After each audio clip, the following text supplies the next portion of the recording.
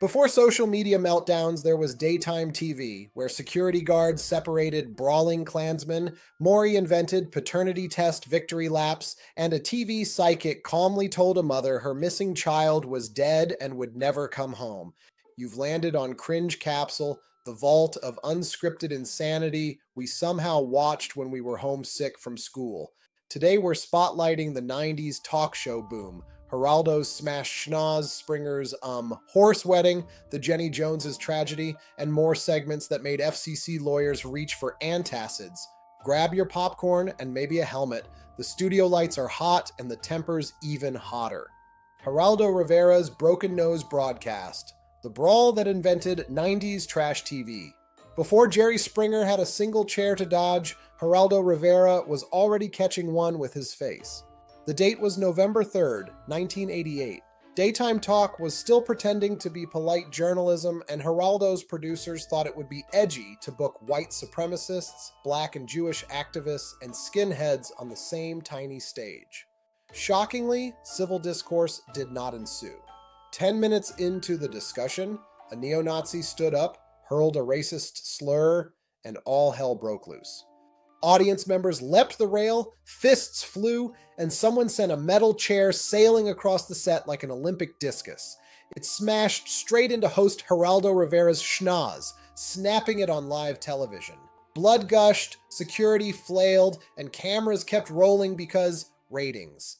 When they finally cut to commercials, Geraldo refused medical attention, stuffed cotton in his nostrils, and finished the show looking like Rocky Balboa at a book club. News outlets replayed the carnage for weeks. Geraldo bragged the melee added 2 million viewers overnight.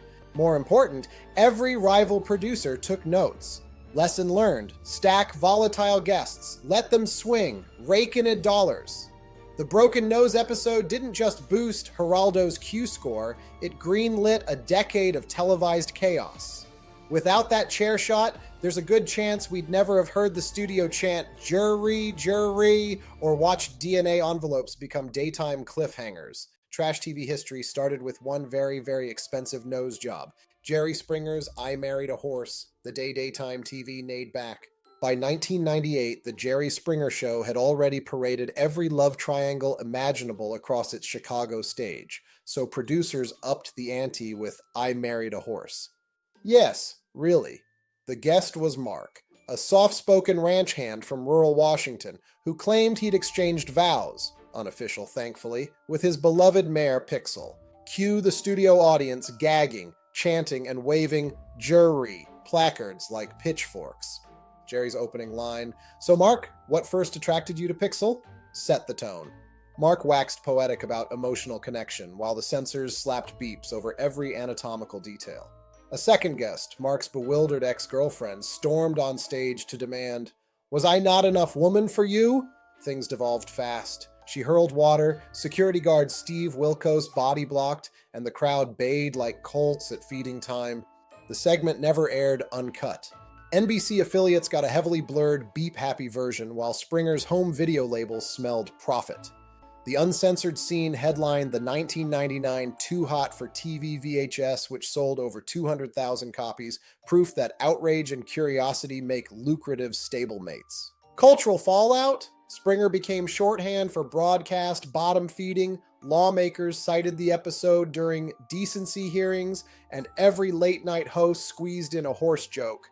But for 90s viewers, it was the moment daytime TV galloped past the point of no return, proving there truly was no topic or species off limits in the chase for ratings gold.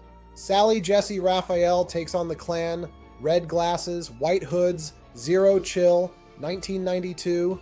Daytime viewers tuning in for makeovers and family reunions instead got a crash course in hate groups when the Sally Jessy Raphael show booked Ku Klux Klan members opposite civil rights activists.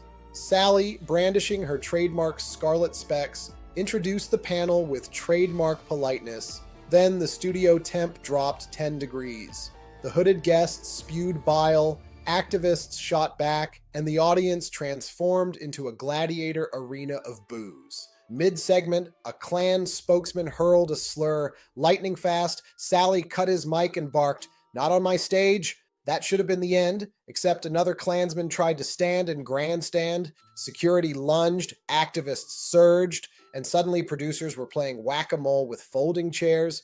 One hood was yanked clean off, revealing a reddening face that matched Sally's frames. Viewers at home saw an unprecedented sight, a syndicated talk host openly scolding white supremacists like misbehaving toddlers while the crowd chanted, "Throw them out." The fiasco aired uncut, earning the show both condemnation, sensationalism, and praise. Finally, daylight on hate. Ratings spiked. Rival hosts took notes. Controversy sells, but you'd better keep command of the circus.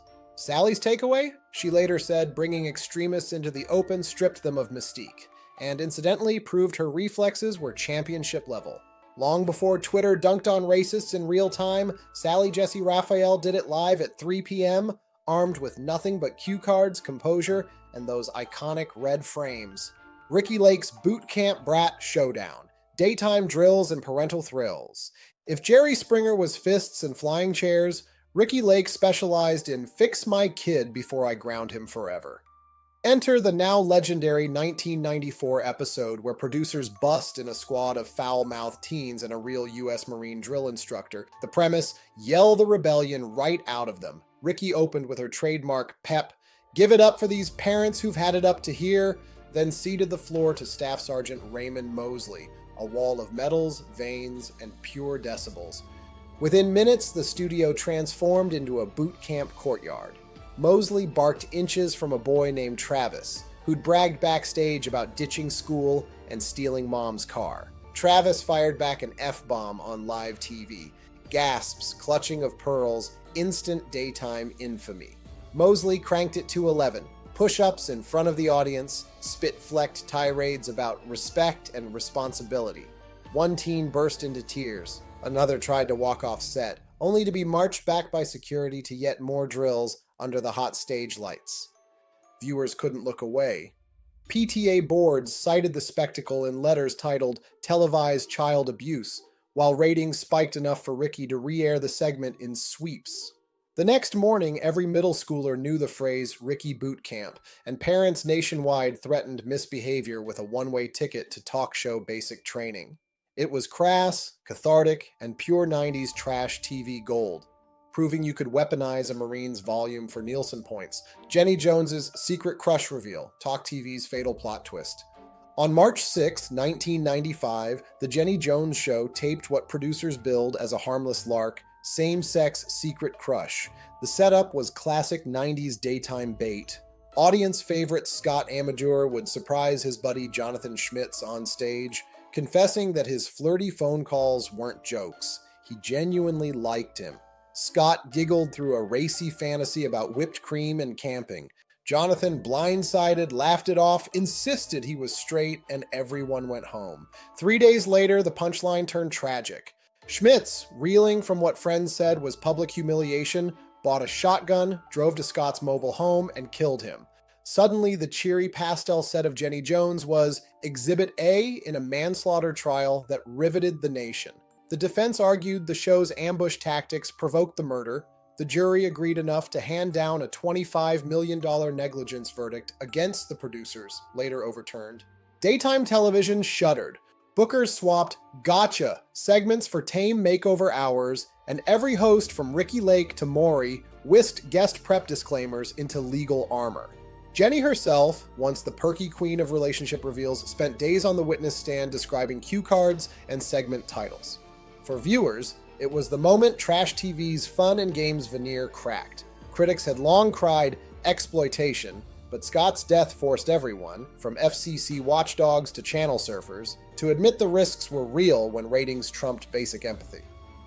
Maury's original "You Are Not the Father" victory lap, DNA meets daytime. Before TikTok dances and meme gifs, the undisputed choreography of joy was a guest sprinting down Maury Povich's carpeted aisle after a paternity test. The template was set in 1998 with Keisha, 21, furious, convinced her ex Marcus was her baby's dad. The audience clutched their manila envelopes. Maury teased commercial breaks like a suspense novelist. Finally, he unfolded the lab sheet and uttered daytime TV's most electric words, "Marcus, "You are not the father." Beat. Silence. Then Keisha exploded, hands to the heavens, feet pounding the floor. She bolted off stage, screaming triumphant "Woohoo!" while cameras chased her through the backstage maze. Marcus exhaled so hard his seat rattled, the crowd erupted in a mix of cheers and boo-hoos. Standing in the chaos, Maury flashed that knowing grin. The ratings jackpot had just revealed itself. Producers replayed the clip all week, and a formula was born. Emotional pre-test interviews, dramatic drum roll, envelope reveal, instant cardio session. By 2000, every episode featured at least one not the father sprint. Studio decorators literally widened the aisles to prevent celebratory collisions. The phrase became pop culture shorthand for dodging responsibility or dodging it legally anyway. Today, you can't hear a rustling envelope without half expecting someone to break into that legendary end zone dance. It all started with Keisha's victory lap, proving that in 90s talk show lore, DNA results weren't just science, they were sport. Montel Williams and Sylvia Browne's missing kid disaster when Psychic Thursdays went off the rails, 1999. Week after week, the Montel Williams show hauled out celebrity psychic Sylvia Browne to solve viewers' mysteries with gravelly certainty. Ratings loved Psychic Thursdays. Skeptics rolled their eyes. Then came February 1999, when frantic mother Opal Jo Jennings begged for help finding her 6-year-old abducted days earlier. Browne closed her eyes, theatrically clutched Montel's hand, and declared, "She's not alive, Montel. Her body's by some water near some rocks." The studio gasped, the mother collapsed, and Montel solemnly cut to commercial. Fast forward 4 years. Jennings is discovered, murdered, yes, but her remains are found in an open field miles from water. The psychic details were dead wrong. Critics pounced. Browne's on-air pronouncements had swung from comfort to cruelty. Newspapers ran headlines like "TV Psychic Adds Agony to Grief." Montel's producers scrambled, issuing boilerplate thoughts and prayers, yet the segment replayed in news packages as Exhibit A of daytime TV overstepping decency. The backlash was seismic. Petitions demanded Browne's banishment. Skeptical watchdogs tallied her televised misses. Spoiler, lots. Montel, sensing brand damage, quietly phased out Psychic Thursdays by the mid-2000s and pivoted back to inspirational fare. Browne, unabashed, blamed misinterpretation of spiritual vibrations. The saga became a cautionary tale. When talk shows chase ratings with the supernatural, real families may pay in false hope, and viewers discover that not every shocking segment comes with a studio audience applause sign. And that's our tour of 90s daytime mayhem. Flying chairs, psychic faceplants, and more genuine gas moments than a week of TikTok. If your remote still works after all that channel surfing trauma, tap the like button, sub for the next Cringe Rewind, and drop your own talk show memories in the comments. Until then, this is Cringe Capsule, signing off before someone yells, "Jerry!" and throws another chair.